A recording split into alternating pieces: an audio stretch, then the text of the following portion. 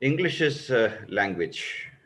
Like any other language, the most important thing that you have to remember is language improves through use. We think and interpret something in our mind. The thinking is in the form of pictures, which we convert into words and share those words with others. So, language is only a medium. The most important thing is what are you thinking? That is the most important thing. The content is the most important thing. Language is only one medium through which you communicate.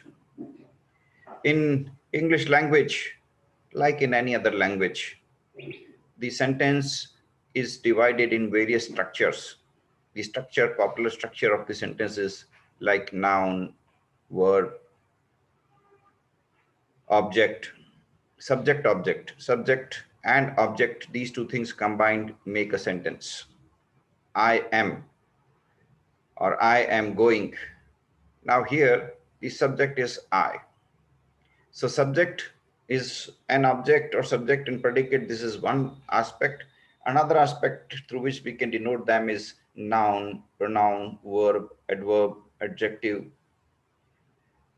So these, and we make mistakes often because we are not able to get the right word.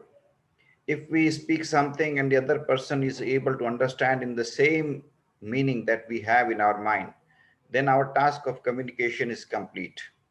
But if I speak something and the other person understands something different, there is a possibility of miscommunication. So we should understand what are the possibilities of miscommunication. In English, plenty of words are very similar in spelling or in pronunciation. Take stationery, for example. Stationery, if I say you are looking very stationary, what does it mean? Or if I say go to a stationery shop, what does it mean? A stationery shop is a shop where pencil, rubber, paper, books, they are available. You can buy them. But if I say that you are looking very stationary, this word stationary is indicating that you are looking very static. Stationary here means somebody who is very static. So the word stationary is confusing. There are two spellings. Check on the Google, you'll find. One is Stationyy and one is Stationary. Now, there are many such words which are very similar to each other. You have to find out list of all such words and you have to try to differentiate these words. You have to try to prepare a list of those words which are similar. And when you can find such words, you will be able to avoid mistakes which may happen. Most common mistakes that few people do is when you are writing an application to the principal. Now tell me, what is the spelling of the principal? There are two spellings, Principal, Principle. Now if I ask you, prepare an application to the principal, what are you likely to do? Will you submit an application to Principal or Principle? These two words are confusing most of us. The word Principal denotes the head of the institution, while Principle, this word denotes your values, the basic values or the basic ideals that you follow in your life. So these two words are very different, but their pronunciation is similar, their spellings are similar.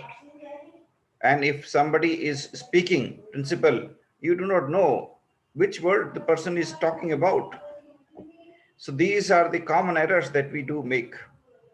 It's important that we should prepare a list of similar words and find out when to use which word so that we do not make such kind of mistakes. Most of us make mistakes while using verbs. Verbs are confusing. We, we know that in English we have different tenses: past tense, present tense, future tense. The verbs get changed when they are used in different tenses. It is important for us to understand which form of verb to be used in which context. We should not make any mistake while using verbs. If we have to use uh, past tense, then generally we have to use second form of the verb. If we have to use present tense, then generally we have to use the first form. Of course, if we are using present perfect tense, then we have to use the third form of the verb. So understanding the right verbs, the right context is very important. If I tell you that, okay, you have to use a sentence in present tense, in present perfect tense, in present continuous tense, in past continuous tense, in past perfect tense, in future tense, tell me, how will you speak? I take a simple sentence. I am going to a temple. This is what? Present continuous. If I want to convert it into present perfect, how will I speak out? Obviously, I have to convert the verb into third form. I have to use has or have. So what will I speak? I have, I have gone to the temple. I have visited the temple. I have been to temple. This is present perfect. But if I am saying that, okay, use it in past perfect, then what will you do? Past perfect. So in past perfect, what are you going to do? You have to use had, Had. had, had. Had. And then verb's third form. But had can be used when you are comparing two events, one past, one before that. So then what will I say? I had gone to temple before you. I had gone to temple before he reached.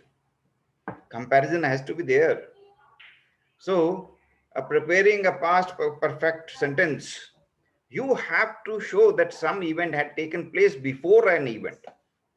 So, what you are going to do? You're going to use had, had. But in simple past, right? What will you do? If you have to just use simple past, I went to a temple. Went is second form of go. Go, went, gone. But if I'm using third form, gone. What will I say? I had gone to the temple before you. So, and if I'm talking about future tense, it's so simple. We have to use first form of the verb. The first form of verb is go. So, I will go to the temple. It's so simple. So we often make these kinds of mistakes in using verb. We are not able to use, we are not able to identify the correct form of the verb. We are often not able to identify correct structure of the sentence to use. So we have to learn all these things. Well, English is not our mother tongue. It is not our native language. We have to learn it and we have to understand the basic structure. The structure that is followed in English is not the same as in Hindi, and therefore translation may lead to mistakes. So it is better to think in English rather than thinking in Hindi and then trying to translate it into English, because the possibilities of mistakes are more when we are trying to translate, because the structures of the sentences are very different in Hindi and English. So we think in Hindi and then translate into English. That is what we generally do. And that can land us into difficulties. We may find it difficult. Then for some people, difficult words create problems. Ideally, we should speak a language which is very easy to understand. Ideally, this is the ideal thing. Ideally, we should try to speak a language which is very easy to understand, very simple to follow. That, I mean, the basic purpose is to convey the meaning. We can convey the meaning the best when we are using simple language. But that is what is ideal. People have a tendency to boast of their knowledge. People have a tendency to show off, and therefore what they do, they use difficult words. If they can express something in simple words, they would not express that in simple words. They would try to use the most difficult word. Ideally, we should use small sentences. But as I told you, people have a tendency to show off. And it is misconception in the society that if somebody can speak in English, he is brilliant. If somebody can speak difficult words of English, he is brilliant. If somebody can speak very long sentences of English, he is brilliant. This is misconception, but it is there. These are all misconceptions, but we cannot remove the misconceptions, but we have to be prepared. So how can we be prepared? We should learn difficult words also, so that if some idiot comes and starts using very, very difficult words instead of simple words, we can understand them, what he is trying to say. We should understand that these difficult words may not help us in our communication, but may help us in understanding what other people are speaking. Another problem is that the most of the entrance examinations, they are based on many false assumptions. Most of the entrance examinations are based on the assumptions that somebody who is having good word power of English, good understanding of English grammar, is really good administrative officer suitable for India. I mean, what a tragedy it is. People in India, when they're recruiting somebody, they don't check, they don't test his local language, where he has to speak, where he has to become an administrative officer. If a collector has to be appointed in Jaisalmer, he should understand the local language there, because he has to communicate with the local people there. But no, when recruitment is done, people are testing his ability to speak in English. People are testing his ability to speak right English. People are trying to understand his ability to use very difficult words of English. What is the result? That fellow keeps on using difficult English and makes the life of ordinary people hell. Yes, this is the pathetic condition of India. The administrative officers try to keep on imposing English directly or indirectly. When they frame law, ordinary people cannot understand. When they speak something, ordinary people cannot understand. This is a tragedy of our country. Ordinary people are, well versed in their local communication language. Why should they be proficient in the English language? But then the administrative officers have been recruited on the basis of their English, and therefore they keep on imposing English language in their communication directly and indirectly. And sometimes the ordinary fellow cannot even meet and talk to the collector because he is full of inferiority complex. He enters the chamber of the collector, and collector starts speaking English, and the ordinary fellow doesn't understand anything, feels very inferiority, very sad. Why did he take birth in this country, India, where people are not respected if they are speaking in the Hindi language? This is a tragedy of this country. If you speak mother tongue, you are rejected. If you speak mother tongue, people disdain at you, people discard you. If you speak a language which is foreign to this country, a language which was responsible for exploiting this country, a language which completely ruined the culture and the background and the heritage of this country, then you're respected. But then we have to go with it, no option for us. We have to go ahead with it. We have to become responsible citizen. We have to become a self-made citizen. We have to become a successful corporate executive. And we know most of the companies are multinational companies, which are headed by those people who love English and who would not recruit you if you try to speak your local language, if you try to speak your mother tongue. If you, they might be knowing Hindi, but they will not speak in Hindi. They will not permit you to speak Hindi. In interview, if you will try to speak in Hindi, they will not permit you to speak in Hindi. They will say, no, no, if you do not know Hindi, no, you cannot, you're not eligible for our company. Understandable. It is understandable because obviously they are representing some interests. So what should we do? We have to learn English in the same way as Britishers do. We have to speak English in the same pronunciation in which Britishers speak. We have to try to imitate their pronunciation. We have to try to imitate them at every juncture. We have to try to imitate them at every point. Why can't we be original? No. If you are original, people will disdain you, people will disrespect you because, as I told you, the mindset of India over last 100 years of exploitative policies of the rulers and thereafter their followers has become such that if you try to be original, if you try to be your own, then you're not permitted. You have to become imitator. You have to imitate the West. You have to imitate the British or American people. You have to imitate their pronunciation. You have to imitate the way they speak. You have to imitate the kind of language they use. Everything you have to try to imitate. Well, this is our tragedy. So, if a word is written, you do not know how to pronounce it, then you have to consult an Oxford dictionary or some other, or Webster dictionary or some other dictionary, and find out how that word is actually pronounced. Because a word may be pronounced very differently from what it is written. It's not like Hindi. In Hindi, whatever is written has to be spoken in the same way. But that's not the case in English, where some words are written but they are silent. You don't have to speak them. So you do not know how do you consult them. Then you have to consult the dictionary. So you should know how to consult a dictionary.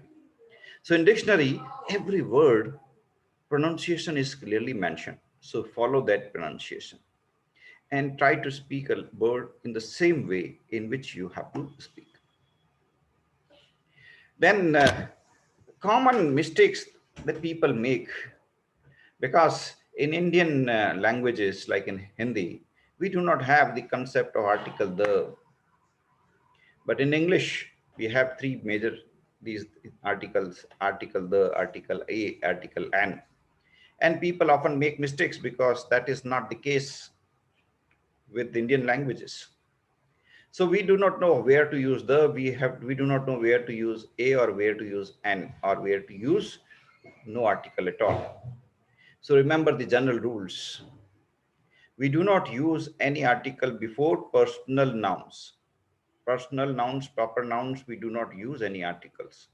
Proper noun like Mr. Ramesh, we do not use the Ramesh. But if something is unique in the world, for example, sun, earth, only one in the world, then we use article the, right? Like sun, we do not say sun, we use say the sun. We do not use a sun, we use the sun because sun is only one in the world. But if something is countable, there are many things that we can use a or an to denote. N is based on pronunciation. If vowel sound is there, vowel sound is it's better to understand in Hindi, right? Because English is still confusing. Although English says that vowel sound is starting with a, e, I, o, u. If the sound is starting with a, e, I, o, u, better to understand in Hindi that if the sound is a, e, e, u, then that is vowel sound. And if that is vowel sound, then we have to use article an, right? And if it is not vowel sound, then we'll use simple a.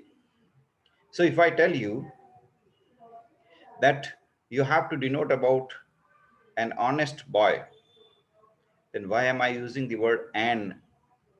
The word is H-O-N-E-S-T. Why am I using the word an? I'm using an because it's vowel sound. Honest, honest, not honest. honest. Honest, because H is silent. Remember, in English, we have to understand some words are written, but they are silent. So, understanding these basic rules is mandatory for us. Because English is not our mother tongue, we have to understand these rules very carefully. People often make mistakes in connecting the sentences. We have to use conjunctions for joining two sentences, and people often make mistakes. There are many popular conjunctions. Please list down conjunctions, interjections, interrogatory words. Please list down common prepositions, where to use which prepositions. Prepare a list of them. In English, the prepositions are to be used in a particular sequence, in a particular order, right? There are some prepositions which will only be used in some cases. So prepare a list of them, right? So if you will make a mistake in selecting the preposition, then the meaning will become incorrect. Other people will find that you are not competent to speak correct English. And that kind of mistake should be avoided. Therefore, what should you do? You should use right preposition, right? So, can you give me some examples of right prepositions? Where to use to, where to use of, where to use in, where to use OFF of, where to use which preposition? So, can you give me some examples? You are too absorbed in your studies. I have used the word absorbed in. I did not use with. I did not use to. I did not use of. I used in, absorbed in. Why? Because this is how it is used. Can you translate a sentence from Hindi into English? I used translate into. I did not use translate to. Will it be wrong? Yes, it will be wrong. You have to use into. Can you translate a sentence from Hindi into English? I have to use into only. So prepare a list of such prepositions. There are plenty of such prepositions. So you have to go through them. You have to understand these rules. Well, people in India spend their 12 years trying to understand English. Most of the time, their childhood, their entire childhood goes away in learning English.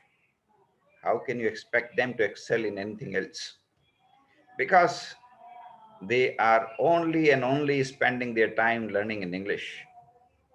The time they should have spent in learning creativity, learning innovation, learning fundamentals of life skills, that entire time is wasted away in learning English, and still people are not able to understand. The reasons are simple: because English is not their day-to-day language.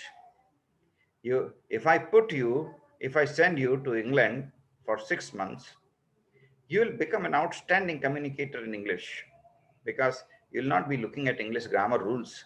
You'll be using English in everyday life. But when you are getting, when you have to try to remember every grammatical rules, your total attention is only on learning grammatical rules. You become too cautious. Your confidence staggers, and ultimately you're not able to speak English, because every time you try to speak, you start asking yourself, am I right or am I wrong? This is a problem. So grammatical rules should not be remembered. The most important thing, you should keep on talking. But for our purpose is, for the purpose of competitive examinations, for the purpose of various entrance examinations, it becomes mandatory that you have to spend your time, your most valuable time, which ideally you should spend in building competencies, which ideally you should spend in learning life skills, which ideally you should spend in learning some vocational skills. Unfortunately, you have to devote this time in learning English. What can I do? What can you do? We have to follow it.